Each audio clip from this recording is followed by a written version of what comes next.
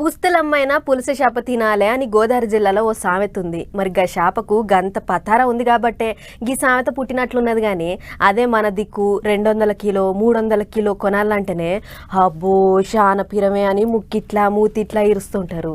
అగో గదే పులుసు చేపను అక్కడ ఒక ఆయన వేలు పోసి కొన్నాడట. ఎందుకంటే పులుసు చేపను తినడానికి అక్కడ వాళ్ళ పాయరం అట్లుంటది. మరి అంబేద్కర్ కోనసీమ జిల్లా రాజోల్ దీవిల జాలరన్నలకు మొనగాని చేపనే పడ్డది. షికార్ కని పోంగా బంగారం అసొంటి చేప వాళ్ళకు చిక్కింది. అగ చూడుర్రి ఎట్లున్నదో. అనయ్య కేజీన్నర వస్తుందని కేజీన్నర తీసుకుంటుంది దాడుతుంది కూడా చెప్పి ఇంకా వాళ్ళు తప్పుతున్నారు.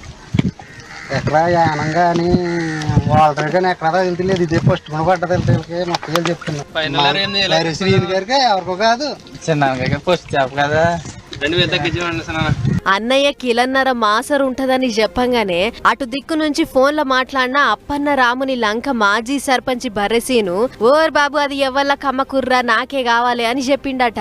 జోకినాక 2 కిలోలున్న గీ చేపను 100 కాదు 200 కాదు 24,000 రూపాయలు పెట్టి కొన్నాడట. ఇక సంబురంగా ఇంటికి కొంచెమై మంచిగా బండకేసి గీకి ముక్కలు కొట్టినాలే. పొయ్యి మీద ఇంత నూనెసి సలసల కాగంగానే ఇన్ని ఉల్లిగడ్డలు చేప ముక్కలు అల్లం ఎల్లిగడ్డ ముద్దేసి బాగా ఉడికిచ్చి అటెంక కారం ఉప్పు ఇంత చింతపులుసు రసం పోసి సుయ్యమనిపించి దించే ముందు పిడికెడు కొత్తిమీర ఇంత ధనియాల పొడి ఇంకా మసాలేసి దించినాలే. గా కమ్మటి పులుసు కూర వాసన సీనోళ్ళ ఇండ్ల వండితే వాళ్ళ బజార్ శివర్ దాకా వచ్చినాలే. అయితే పులుసు తింటే పైకి శాన మంచిదని దీన్ని అక్కడోళ్ళు పోటీ పడి మరి కొంటుర్రాట. అందుకే 2 కిలోల చేపకు గింత పిరం ధర పెడతానికైనా వెనకపోలేదన్నట్లు.